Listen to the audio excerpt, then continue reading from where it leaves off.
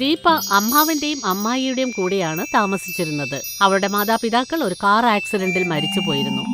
അവളുടെ അമ്മായിക്ക് അവൾ ഒട്ടും തന്നെ ഇഷ്ടമല്ലായിരുന്നു. അവളോട് അവർ നന്നായി പെരുമാറാറുമില്ല. ഒരു ദിവസം അവളുടെ അമ്മായി കവിത തന്റെ മകൾ സീമയ്ക്ക് ഭക്ഷണം കൊടുക്കുകയായിരുന്നു. മോളെ സീമേ, നീ ഇത് കുടിക്ക്. രാവിലെ മുതൽ ഒന്നും കഴിച്ചിട്ടില്ല. മോള് ബാദാം മിൽക്ക് കുടിക്ക്. അമ്മേ, ഇപ്പോഴല്ലേ ഞാൻ ജ്യൂസ് കുടിച്ചത്. രാവിലെ മുതൽ ഓരോന്നും കഴിക്കുന്നുണ്ട്. എന്തിനാ ഇങ്ങനെ കഴിപ്പിക്കുന്നത്? മോളെ, ഇങ്ങനെയൊന്നും പറയരുത്. ഭക്ഷണം കഴിക്കാൻ എന്തിനാ കുറ്റപ്പെടുത്തുന്നത്? ഇതാ ജ്യൂസ് കുടിക്ക്. കണ്ടോ, നീ എന്തുമാത്രം മെലിഞ്ഞിരിക്കുന്നു. അപ്പോൾ ദീപ അങ്ങോട്ട് വരുന്നു. അമ്മായി, എനിക്ക് വല്ലാതെ വിശക്കുന്നുണ്ട്. കഴിക്കാൻ എന്തെങ്കിലും തരുവോ? നീ ഇപ്പോഴല്ലേ കഴിച്ചത്. ദിവസം മുഴുവനും തിന്നുകൊണ്ടിരിക്കും. പോയി എന്തെങ്കിലും ജോലി ചെയ്യേ. വീട്ടു ജോലികളൊക്കെ ആരാ ചെയ്യാ? ഭക്ഷണം കഴിക്കുന്നത് പോലെ ജോലി ചെയ്താൽ എനിക്ക് എന്തുമാത്രം സഹായമായിരിക്കും. ദിവസം മുഴുവനും ഞാൻ ജോലി ചെയ്തുകൊണ്ടിരിക്കുകയല്ലേ. അമ്മായി, ഞാൻ രാവിലെ ഒരു ചപ്പാത്തിയെ കഴിച്ചിട്ടുള്ളൂ. ഇപ്പോൾ വൈകുന്നേരമായില്ലേ. ഇനിയെങ്കിലും കഴിക്കാൻ എന്തെങ്കിലും തരൂ. സീമയ്ക്ക് കൊടുക്കുന്നത് പോലെയുള്ള ജ്യൂസ് എനിക്ക് തരുമോ? ആ, അതിന് നീ രാവിലെ കഴിച്ചതല്ലേ. ചെല്ല്, രാത്രി കഴിക്കാൻ 2 ചപ്പാത്തി വെച്ചിട്ടുണ്ട്, അത് കഴിച്ചോ. ജ്യൂസ് വേണം അത്ര മഹാറാണിക്ക്. നിന്റെ മോന്ത കണ്ണാടിയിൽ നോക്ക്. ജ്യൂസ് കഴിക്കാനുള്ള യോഗ്യതയൊന്നും നിനക്കില്ല. ദീപ വിഷമത്തോടെ അവിടെ നിന്ന് പോയി. അപ്പോൾ കവിത അവളെ ഉറക്കെ വിളിച്ചു. ദീപേ, നീ അടുത്ത കടയിൽ ചെന്ന് 5 കിലോ അരി വാങ്ങിച്ചോണ്ട് വാ. അമ്മായി, അത് നല്ല ഭാരം ഉണ്ടായിരിക്കും. ഞാൻ എങ്ങനെ ഒറ്റയ്ക്ക് കൊണ്ടുവരാ? എനിക്കത് പൊക്കാൻ പോലും സാധിക്കില്ല. ഭക്ഷണം കഴിക്കാൻ നീ ആദ്യം ഓടി വരുമല്ലോ. 5 കിലോ അരി എടുക്കാൻ സാധിക്കില്ലെന്നോ? ചെല്ലേ, പോയി കൊണ്ടുവാ. എനിക്കറിയില്ല, എന്തെങ്കിലും ചെയ്ത് അരി കൊണ്ടുവരണം. ദീപ അരിയും എടുത്തുകൊണ്ട് കഷ്ടപ്പെട്ട് വീട്ടിലെത്തി. എന്നിട്ട് അത് കവിതയുടെ മുന്നിൽ വെക്കുന്നു. കവിത അരിയിലേക്ക് നോക്കി. ഈ അരിയാണോ കൊണ്ടുവന്നത്? ഇത് ഏറ്റവും താണതരം അരിയാ. ഇത് വേവിച്ചെടുക്കാൻ എത്ര സമയമാവും അറിയോ? ഒരു ജോലി പോലും ശരിക്ക് ചെയ്യാനാവില്ല. അരി വാങ്ങാൻ പറഞ്ഞയച്ചിട്ട് ഇത്രയും നേരം കഴിഞ്ഞാണ് എത്തിയിരിക്കുന്നത്. അതും ഈ താണതര അരിയുമായിട്ട്. ഛേ, നിന്നെ ഞാൻ എന്താ ചെയ്യാ? കവിത അവളെ കൈ ഓങ്ങി അടിക്കുന്നു. ദീപ കരയാൻ ആരംഭിച്ചു. അപ്പോൾ അവളുടെ അമ്മാവൻ കിഷോർ അവിടെ എത്തി. അവൾ കരയുന്നത് കണ്ടപ്പോൾ ചോദിച്ചു, എന്താ ഇത്? എന്തിനാ ഇവളെ അടിച്ചേ? അതും ഒരമ്മയില്ലാത്ത കുട്ടിയെ എന്തിനാ തല്ലുന്നേ? ഇവൾ എന്ത് തെറ്റാ ചെയ്തേ? നിങ്ങൾ ഇടയ്ക്ക് കയറി വരാതിരിക്കുന്നതാ നല്ലത്. എപ്പോഴും ഇവൾക്ക് വക്കാലത്തുമായി വന്നോളും. ഇന്ന് മുഴുവൻ ഇവൾക്ക് ഞാൻ കഴിക്കാൻ ഒന്നും കൊടുക്കില്ല. വിശന്നിരിക്കുമ്പോൾ ഇവൾക്ക് മനസ്സിലാവും എങ്ങനെയാണ് ജോലി ചെയ്യേണ്ടതെന്ന്. ദീപ വിശപ്പ് കൊണ്ട് തളർന്നുപോയി. വൈകുന്നേരം അവൾക്ക് അമ്മായി ബാക്കി വന്ന് ഭക്ഷണം കഴിക്കാൻ കൊടുത്തു. അവൾ അത് കഴിച്ച് അവിടെ കിടന്നുറങ്ങി. ഒരു ദിവസം കവിത അവളെ ഏതോ കാര്യത്തിനു വേണ്ടി മാർക്കറ്റിലേക്ക് കൊണ്ടുപോയി. എന്നിട്ട് മാർക്കറ്റിൽ അവളെ തനിച്ചാക്കിയിട്ട് തിരിച്ചുപോയി. ദീപയ്ക്ക് വീട്ടിലേക്കുള്ള വഴി അറിയില്ലായിരുന്നു. അതിനാൽ അവൾ മാർക്കറ്റിൽ ചുറ്റിത്തിരിഞ്ഞു. പെട്ടെന്ന് ഒരു പാവക്കച്ചവടക്കാരന്റെ നേരെ നോക്കി ഒരു നായ കുരയ്ക്കുന്നത് കണ്ടു. അപ്പോൾ ദീപ അയാളെ നായ്ക്കളിൽ നിന്നും രക്ഷിക്കുന്നു. വളരെ വളരെ നന്ദി മോളെ, നീ എന്നെ സഹായിച്ചിരിക്കുന്നു. നന്ദി എന്തിനാ? അതെന്റെ കടമയായിരുന്നു. മോളെ, ഇതിനു മുൻപ് ഞാൻ നിന്നെ ഇവിടെ കണ്ടിട്ടേ ഇല്ലല്ലോ. നീ ഈ നാട്ടിലെ പുതിയതാണോ? അല്ല, ഇവിടെ ഞാൻ വഴിയറിയാതെ നിൽക്കുകയാണ്. എന്റെ അമ്മായി മാർക്കറ്റിൽ നിന്ന് തനിച്ചാക്കിയിട്ട് പോയിരിക്കുന്നു. എനിക്കിവിടെ ആരും തന്നെ ഇല്ല. എന്റെ മാതാപിതാക്കൾ ഒരു കാർ ആക്സിഡന്റിൽ മരിച്ചുപോയി. സാരമില്ല മോളെ, ഇനി നീ എന്റെ കൂടെ നിന്നോ. ഞാൻ പഴയ സാധനങ്ങള് കച്ചവടം ചെയ്യാണ്. നീയും അത് തന്നെ ചെയ്തോ. നിനക്ക് സുഖമായി ജീവിക്കാം. ദീപ ആ പാവ കച്ചവടക്കാരന്റെ കൂടെ താമസിക്കാൻ ആരംഭിച്ചു. എന്നിട്ട് പാവകൾ വിറ്റ് ദിവസം ചിലവാക്കിക്കൊണ്ടിരുന്നു. ഒരു ദിവസം അവൾക്ക് തല കറക്കമുണ്ടായി. അവൾ ബോധം കെട്ട് താഴെ വീണു. ഉടനെ ആ പാവ കച്ചവടക്കാരൻ അവളെ ഒരു ആശുപത്രിയിൽ എത്തിക്കുന്നു. ഈ കുട്ടി ഒന്ന് ചെക്കപ്പ് ചെയ്യണം. കുറച്ചു കഴിഞ്ഞപ്പോൾ ദീപയ്ക്ക് ബോധം തെളിഞ്ഞു. ഡോക്ടർ ദീപയോട് ചോദിച്ചു, ദീപേ, എന്താ മോളെ പറ്റിയത്? നീ എന്തിനാ ബോധം കെട്ട് വീണേ? നിന്റെ ബോഡി ആകെ വീക്കാണല്ലോ. നീ എന്താ മോളെ ഒന്നും കഴിക്കുന്നില്ലേ? ഡോക്ടറെ, എനിക്കറിയില്ല. പെട്ടെന്ന് തല കറങ്ങി ഞാൻ ബോധം കെട്ട് വീണു. അല്ല മോളെ, നിനക്ക് അച്ഛനും അമ്മയും ആരെങ്കിലും ഉണ്ടോ? നിനക്ക് ആരാ ഉള്ളത്? ഇല്ല, എനിക്ക് ആരുമില്ല ഡോക്ടർ. അവൾ തന്റെ കഥ മുഴുവൻ പറഞ്ഞു. ശരി മോളെ, ഇനി മുതൽ നീ പഴയ സാധനങ്ങൾ വിൽക്കുന്നത് നിർത്ത്. ഇനി എന്റെ ക്ലിനിക്കിൽ ജോലി ചെയ്യും. ജോലി ചെയ്തുകൊണ്ട് പഠിച്ച് നിനക്ക് മിടുക്കിയുമാവാം. ദീപ അയാളുടെ ക്ലിനിക്കിൽ ജോലി ചെയ്യാൻ തുടങ്ങി. എന്നാൽ അതേസമയം കവിതയെക്കുറിച്ച് അമ്മാവൻ എല്ലാം അറിഞ്ഞതിനു ശേഷം, കവിത, ദീപ എവിടെ? എനിക്കെന്തറിയാനാ, എവിടെയെങ്കിലുമൊക്കെ കാണും. എന്നോട് പറഞ്ഞിട്ടാണ് അവൾ എല്ലായിടത്തും പോകുന്നത്. കിഷോർ കവിതയുടെ കവിളത്ത് ബലമായി അടിക്കുന്നു. ദീപയെ തിരയാനായി അയാൾ പുറപ്പെട്ടു.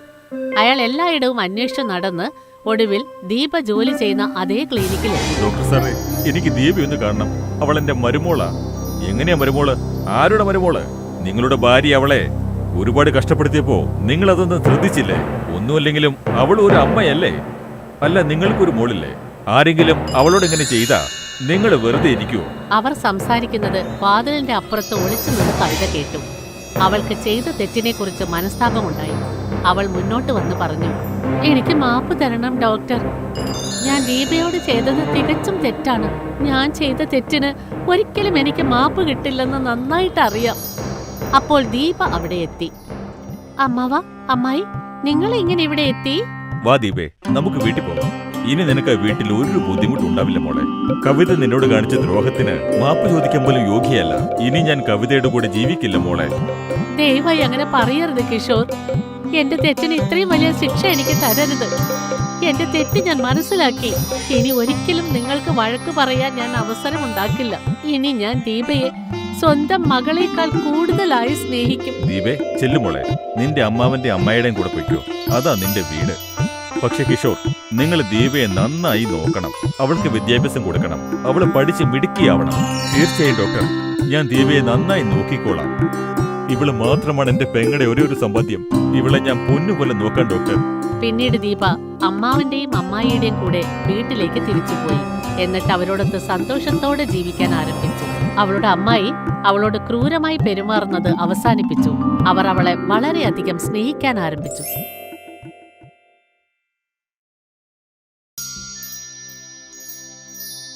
നവീന്റെ അമ്മ മരിച്ചിട്ട് 1 മാസമേ ആയിരുന്നുള്ളൂ. ഗോവിന്ദ് രണ്ടാമത് ഒരു വിവാഹം കഴിച്ചു. എന്നിട്ട് രണ്ടാമത്തെ ഭാര്യ കഞ്ചനെ വീട്ടിലേക്ക് കൊണ്ടുവന്നു. കഞ്ചൻ, ഇതാണ് എന്റെ മോൻ നവീൻ. ഞാനിവനെ ഒരുപാട് സ്നേഹിക്കുന്നുണ്ട്. നീ ഇവനെ നന്നായി നോക്കുമെന്ന് കരുതിയാണ് ഞാൻ നിന്നെ വിവാഹം കഴിച്ചിരിക്കുന്നത്. ശരി, ഞാനിവനെ ഒരു അമ്മയെപ്പോലെ നോക്കിക്കൊള്ളാം. ഞാൻ പ്രതീക്ഷിക്കുന്നതും അത് തന്നെയാണ്. അന്ന് കഞ്ചൻ നവീനോട് സംസാരിക്കാൻ എത്തി. നവീൻ, ഹലോ, എന്റെ പേര് കഞ്ചൻ. നിന്റെ അമ്മയാണ്. നിങ്ങൾ എന്റെ രണ്ടാം അമ്മയല്ലേ? രണ്ടാം അമ്മയാണോന്ന് അറിയില്ല. ഏതായാലും ഞാൻ നിന്റെ അമ്മ തന്നെയാണ്. എന്ന് പറഞ്ഞ, അതായത് നിന്റെ അച്ഛൻ എന്നെ വിവാഹം കഴിച്ചത് നിന്നെ നോക്കാൻ വേണ്ടിയാണ്. നിന്നെ നന്നായി നോക്കണമെന്നാണ് അച്ഛൻ പറഞ്ഞിരിക്കുന്നത്. കൂടാതെ എനിക്ക് നിന്നെ വളരെ ഇഷ്ടപ്പെട്ടു. അതെന്തുകൊണ്ടാ? കാരണം ദിവസവും നീ നിന്റെ അമ്മയുടെ ഫോട്ടോ നോക്കിക്കൊണ്ടിരിക്കുന്നു. നീ അമ്മയെ ഒരുപാട് സ്നേഹിച്ചിരുന്നു എന്നാണ് അർത്ഥം. അതുപോലൊരു മകനെ എനിക്ക് കിട്ടിയാ അതെന്റെ ഭാഗ്യമായി ഞാൻ കരുതും. പക്ഷെ നിങ്ങൾ വളരെ ചെറുപ്പമല്ലേ? ഞാൻ നിങ്ങളെ അമ്മയെന്ന് വിളിച്ചാൽ വിചിത്രമായി തോന്നില്ലേ? ആരെന്ത് കരുതിയാലും ശരി, എനിക്ക് നിന്നെ വളരെ ഇഷ്ടപ്പെട്ടു. ആദ്യത്തെ ദിവസം തന്നെ നവീനും കഞ്ചനും കൂട്ടുകാരായി. ഏതാനും ദിവസങ്ങൾക്കുള്ളിൽ നവീനും കഞ്ചനും വളരെ അടുത്തു. അവർക്ക് ഒരുമിച്ചിരിക്കാൻ എപ്പോഴും ഇഷ്ടമായിരുന്നു. അവർ ഒരുമിച്ചിരിക്കും, കളിക്കും, ചിരിക്കും, ഒരുമിച്ച് ഭക്ഷണവും കഴിക്കും. ഒരു ദിവസം നവീൻ കഞ്ചന് ഒരു സാരി സമ്മാനിച്ചു. എന്താണിത്? ഇത് എന്റെ അമ്മയ്ക്ക് വളരെ ഇഷ്ടപ്പെട്ട സാരിയാണ്. അമ്മ ഇത് ഉടുത്താൽ എത്ര നന്നായിരിക്കും അറിയോ? ഇപ്പൊ അമ്മ ജീവിച്ചിരിപ്പില്ല. അതുകൊണ്ട് നിങ്ങൾ ഇത് ഉടുക്കണം. തീർച്ചയായും. നീയല്ലേ ഈ സാരി എനിക്ക് തന്നത്. ഞാൻ തീർച്ചയായും ഉടുക്കും. നിൽക്ക്, ഞാൻ ഇപ്പൊ പോയി ഉടുത്തിട്ട് വരാം. കഞ്ചൻ മുറിക്കുള്ളിൽ പോയി ആ സാരി ഉടുത്തിട്ട് വന്നു. പക്ഷെ ആ സാരി ഉടുത്ത ഉടനെ കഞ്ചൻ അദൃശ്യയായി. അപ്പോഴാണ് ഗോവിന്ദ് വാതിലിൽ മുട്ടിയത്. കഞ്ചൻ, കഞ്ചൻ. കഞ്ചൻ പെട്ടെന്ന് വാതിൽ തുറന്നു. പക്ഷെ ഗോവിന്ദിന് അവളെ കാണാൻ പറ്റിയില്ല. ഇതെന്ത് മായമാ? കതക് തനിയെ തുറന്നുവല്ലോ. കഞ്ചൻ, കഞ്ചൻ. എന്താ പറയൂ? നീ ഇതെവിടെയാണ്? ഞാൻ ഇവിടെ ഉണ്ടല്ലോ. എവിടെ? അപ്പോൾ ഗോവിന്ദ് പുറത്തുനിന്നൊരു ശബ്ദം കേട്ടു. ഗോവിന്ദ് സാറേ. ഗോവിന്ദ് പുറത്തേക്ക് പോയി. എന്താണ് സംഭവിച്ചതെന്ന് കഞ്ചന് മനസ്സിലായില്ല. അവൾ കണ്ണാടിയുടെ മുന്നിൽ ചെന്ന് നിന്നു. അതിൽ നോക്കിയപ്പോൾ അവളെ അതിൽ കാണുന്നില്ല. ഇതെങ്ങനെ സംഭവിച്ചു? എന്താ എന്നെ കാണാത്തത്? എന്താണ് ഇതിന്റെ രഹസ്യം? കഞ്ചന് മനസ്സിലായി. അവൾ ഉടുത്തിരുന്ന സാരി ഒരു മാന്ത്രിക സാരിയായിരുന്നു. ഉടനെ കഞ്ചൻ സാരി മാറ്റി. എന്നിട്ട് ആ മാന്ത്രിക സാരി എടുത്തുവച്ചു. കുറച്ചു കഴിഞ്ഞപ്പോൾ ഗോവിന്ദ് അകത്തേക്ക് വന്നു. നീ എവിടെയായിരുന്നു? അത് ഞാൻ ഈ കട്ടിലിന്റെ അടുത്തെല്ലാം വൃത്തിയാക്കുകയായിരുന്നു. ശരി ശരി, ഞാനൊന്ന് പുറത്ത് പോയിട്ട് വരാം. ഞാൻ വരാൻ കുറച്ച് ലേറ്റ് ആവും. നീ നവീനും ഭക്ഷണം കഴിച്ചോളൂ കേട്ടോ. ഗോവിന്ദ് അവിടെ നിന്നും പോയി. കഞ്ചൻ മാന്ത്രിക സാരിയെക്കുറിച്ച് നവീനോട് പറഞ്ഞു. സത്യാണോ? അതെ, സത്യമാണ്. മോനെ നവീൻ, ഞാൻ ഈ കാര്യം നിന്റെ അച്ഛനോട് പറയട്ടെ? വേണ്ട വേണ്ട, അച്ഛനോട് പറയല്ലേ. അമ്മയുടെ സാരി മാന്ത്രിക സാരി ആയിരിക്കുന്നു. അതിന്റെ പുറകിൽ എന്തെങ്കിലും കാരണം കാണും. ശരി. അടുത്ത ദിവസം ഗോവിന്ദ് അയാളുടെ സ്റ്റഡി റൂമിൽ ഇരിക്കുകയായിരുന്നു. അപ്പോൾ ഡോർ ബെൽ അടിച്ചു. കഞ്ചൻ വാതിൽ തുറക്കാനായി പോയിക്കൊണ്ടിരിക്കുകയായിരുന്നു. അപ്പോൾ നിക്ക്, ഞാൻ പോയി അന്വേഷിക്കാം. ശരി. വാതിൽക്കൽ വക്കീൽ നിൽക്കുന്നുണ്ടായിരുന്നു. എനിക്ക് വക്കീൽ സാറിനോട് ഒരു പ്രധാനപ്പെട്ട കാര്യം സംസാരിക്കാനുണ്ട്. ഞങ്ങളെ ആരും ശല്യപ്പെടുത്തരുത്. ശരി. ഗോവിന്ദും വക്കീലും സ്റ്റഡി റൂമിലേക്ക് പോയി. നവീൻ കഞ്ചന്റെ അടുത്തേക്ക് ചെന്നു. എന്റെ അമ്മ മരിക്കുന്നതിന് മുൻപും ഈ വക്കീൽ വന്നിട്ടുണ്ടായിരുന്നോ? അതെയോ? എന്നിട്ട് അച്ഛൻ ഇത് തന്നെയാ പറഞ്ഞത്. എങ്കിൽ നമ്മളിപ്പോൾ എന്താ ചെയ്യേണ്ടത്? നിങ്ങൾ ആ മാന്ത്രിക സാരി ഉടുക്കൂ. എന്നിട്ട് എന്റെ അച്ഛൻ ആ വക്കീലിനോട് എന്താണ് പറയുന്നതെന്ന് കേൾക്കൂ. ആ ശരി. കഞ്ചൻ ഉടനെ അവളുടെ റൂമിലേക്ക് ചെന്നു. എന്നിട്ട് അവൾ ആ മാന്ത്രിക സാരി ഉടുത്തു. നീ എന്നെ കാണുന്നുണ്ടോ?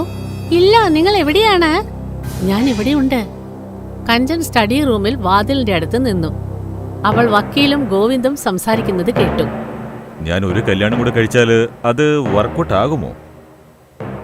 ആ, തീർച്ചയായും വർക്കൗട്ട് ആവും. ഈ ലോകത്തിൽ എല്ലാവർക്കും അറിയാം രണ്ടാമത്തെ ഭാര്യ എങ്ങനെയുള്ളവളായിരിക്കും. ഞാൻ ആദ്യ ഭാര്യയെ കൊന്നപ്പോ ഈ പ്രോപ്പർട്ടിയൊക്കെ എന്റെ പേരിൽ വരുമെന്ന് വിചാരിച്ച്. പക്ഷെ അവള് അതിനു മുൻപെല്ലാം നവീന്റെ പേരിൽ എഴുതി വെച്ചിരുന്നു.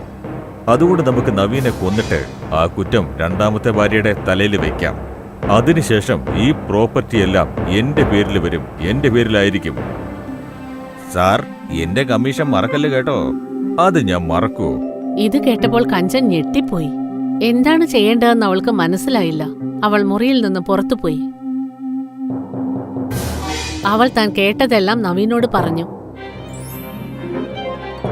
എനിക്ക് ആദ്യം മുതലേ അങ്ങനെ തോന്നിയിരുന്നു. എന്റെ അച്ഛൻ എപ്പോഴും എന്റെ അമ്മയെ അടിക്കുമായിരുന്നു. ഞാൻ അച്ഛനെ വെറുതെ വിടില്ല. ദേഷ്യം കൊണ്ടല്ല, ബുദ്ധി കൊണ്ടാണ് പ്രവർത്തിക്കേണ്ടത്. ഞാൻ പറയുന്നത് പോലെ നീ ചെയ്യണം.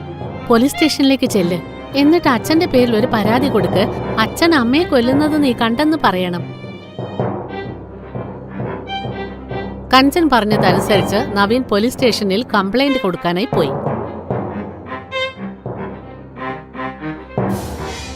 പോലീസ് നവീന്റെ കൂടെ അവന്റെ വീട്ടിലേക്ക് ചെന്നു. Govind, you are under arrest. എന്താ കാരണം? നിങ്ങളുടെ ആദ്യ ഭാര്യയെ നിങ്ങൾ കൊന്നതിന്. അതിന് ഞാൻ അവളെ കൊന്നില്ലല്ലോ. നിങ്ങൾ കൊലപാതകം ചെയ്യുന്നത് നിങ്ങളുടെ മകൻ കണ്ടിരുന്നു. എന്ത്? അതിനൊരു സാധ്യതയില്ല. ഞാൻ ഇവന്റെ അമ്മയെ കൊല്ലുമ്പോ അവനെ സ്ഥലത്തില്ലായിരുന്നല്ലോ. കേട്ടില്ല ഇൻസ്പെക്ടർ, ഇദ്ദേഹം കുറ്റം സമ്മതിച്ചിരിക്കുന്നു. ഇദ്ദേഹമാണ് നവീന്റെ അമ്മയെ കൊന്നതെന്ന്. ഗോവിന്ദ്, മര്യാദയ്ക്ക് നീ എന്റെ കൂടെ വന്നോ. ഇനി നിനക്കുള്ള സ്ഥലം ജയിൽ തന്നെയാണ്. പോലീസ് ഗോവിന്ദനെ പിടിച്ചുകൊണ്ടുപോയി. അതിനുശേഷം നവീനും കഞ്ചനും അമ്മയെയും മകനെയും പോലെ സന്തോഷത്തോടെ ജീവിച്ചു. രണ്ടാനമ്മയ്ക്ക് അമ്മയാകാൻ പറ്റില്ലെന്ന് ആരാ പറഞ്ഞത്? അമ്മയുടെ മാന്ത്രിക